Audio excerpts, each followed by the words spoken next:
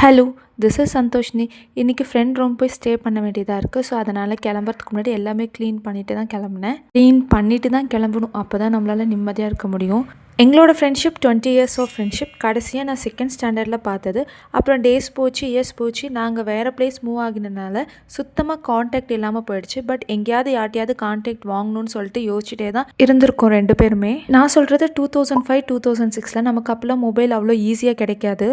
அதனால் காண்டாக்ட்லாம் விட்டு போச்சு. பட் மைண்டில் எப்பயுமே இருக்கும் நம்ம ஃப்ரெண்டு. ஏன்னா எனக்கு விவரம் தெரிஞ்சு ஃபர்ஸ்ட் எனக்கு கிடைச்ச பெஸ்ட் ஃப்ரெண்ட் இதுலேயே லைஃப்லேயே அப்படின்னா இவ தான். என்னோட காண்டாக்ட் அவளுக்கு 2017 அவளுக்கு தான் ஃபர்ஸ்ட் கிடைச்சது. அதுக்கப்புறம் எத்தனையோ தடவை பேசினோம் ஃபோனில். பட் ஒரு நாள் கூட நேரில் பார்க்க முடியல. அவளும் நான் இருக்க பிளேஸ் வந்து 13 கிலோமீட்டர் அந்த பக்கம் ஒர்க் பண்ணிகிட்ருக்கா. ஸோ எப்பயுமே சின்ன வயசில் அவள் தான் என்னை தேடி தேடி வருவாள் எங்கள் வீட்டுக்கு என்னை பார்க்க. ஸோ இந்த முறை நான் அவளை பார்க்கறதுக்காக போனேன். அவளுக்கும் ரொம்ப ஹாப்பி.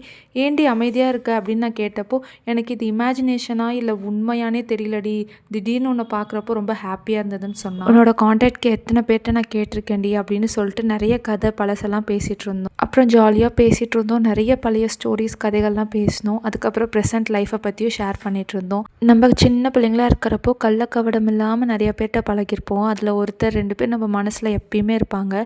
பட் அவங்கெல்லாம் நம்ம மேபி அந்த ஊரை விட்டு வந்திருப்போம், அந்த இடத்த விட்டு வந்திருப்போம். ஸோ அதனால் அவங்க காண்டாக்ட் நமக்கு மிஸ் ஆகிருக்கும். அந்த மாதிரி நீங்கள் யாரையாவது மிஸ் பண்ணிட்டீங்களா?